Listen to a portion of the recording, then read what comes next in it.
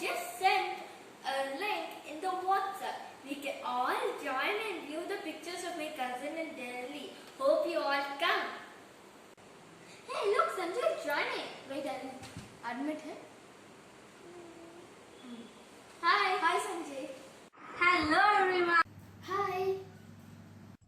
Hi. Manu, your cousins. Wow, in front of Taj Mahal.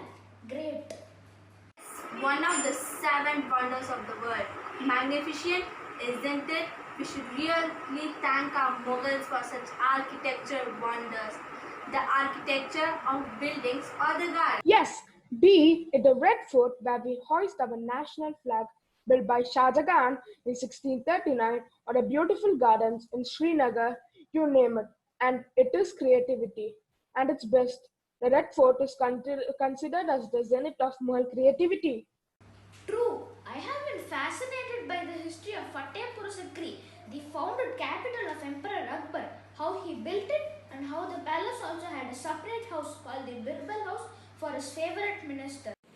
Yes, the architecture is always quite and usually modeled on timber forms or styles, or the Persian architecture. Jay, do you know that the Red Fort got its name due to the massive red sandstone wall surrounding the court? Well, this talk of Mughals is very enchanting. It all started with Babur, the first Mughal emperor. Actually, he was invited by Daulat Khan Lodi, a rebel of the Lodi dynasty in 1524 to overthrow King Ibrahim Lodi.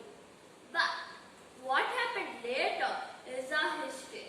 He indeed defeated Ibrahim Lodi in the first battle of Panipat in 1526, but he became the king. Yes, that war created the Mughal dynasty, ruling India from 1526 to 1857, and we are learning about it now. Let's get into the history of Mughal emperors. Let's first see Babur, since he was the founder of this empire. First, let's go back to the time machine and look up more about it.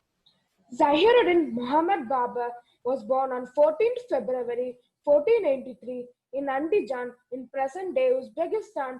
Was actually a descendant of two great lineages, Timur, the ruler of Iran, Iraq, and some parts of modern-day Turkey, from his father's side, and Genghis Khan, the Mongol ruler ruling parts of China and Central Asia, from his mother's side.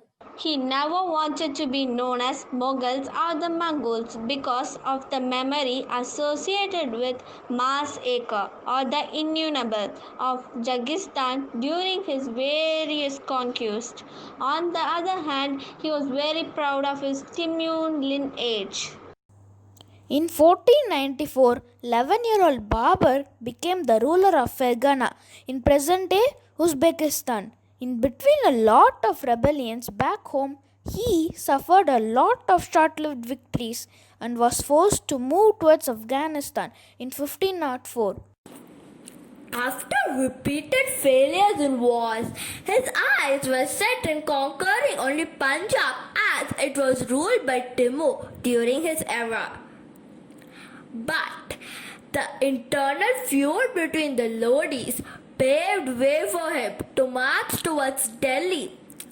After defeating Ibrahim Lodi in the first battle of Panipat, where the cannons first used, and the creation of the Mughal dynasty began.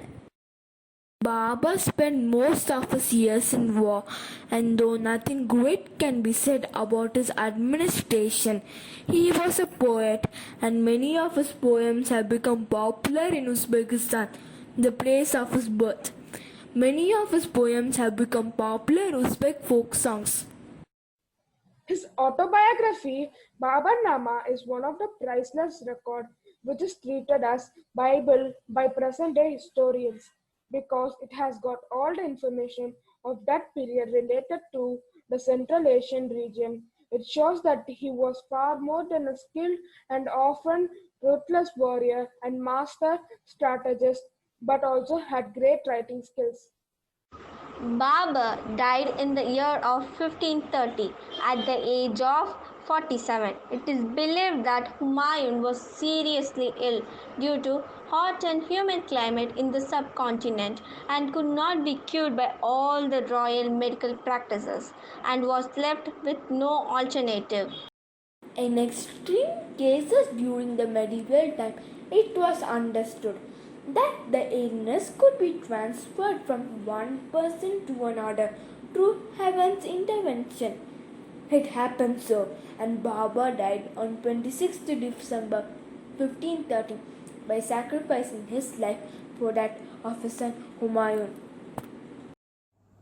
Babur, known for his continuous strive for victory and in spite of many losses, he was also involved in the construction of gardens and mosques in the provinces that he conquered. He was put to rest in Agra, but then his mortal remains were shifted to Afghanistan and, as per his wish, and buried in Bagi Babur, a garden that he built during his rule in Kabul, and it stands strong even now, showing the willpower of the individual Babur.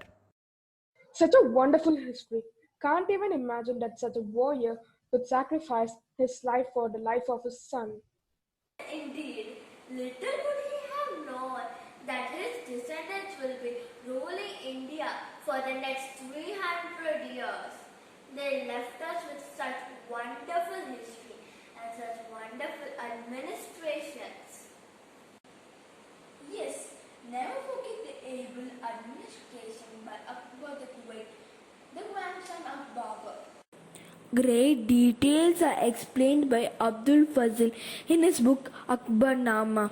How the empire was divided into provinces called Subats, governed by Subedas who performed both political and military functions. To bring harmony in his empire, he created a new religion called Din-i-Ilahi and incorporated all the best practices from different faiths. The idea of universal peace, sulh-i-kul, to incarnate the tolerance between all religions was incorporated during his reign. It was followed by Jahangir and Shah Jahan too. Well, then came Jahangir, during whose period it was said to be the rule of Noor Jahan rather than Jahangir. That brings us to Shah Jahan, synonymous with the name Taj Mahal, the place where we started our conversation. A great architect indeed. It was during his period that a fusion of different Mughal architecture took place. Lot of construction took place in Agra and Delhi, and all the monuments still stands portraying the grandeur of the Mughals. Although it was during Aurangzeb period, the Mughals came as far as the south. He is considered as the end point of Mughal dynasty because of his intolerant attitude, leading to the downfall of the Mughals. Oh my god, what a irony. Started in Uzbekistan and ended in India. History is always interesting and never ending. Bye friends, this history is surely going to be in our mind for a long time. The end.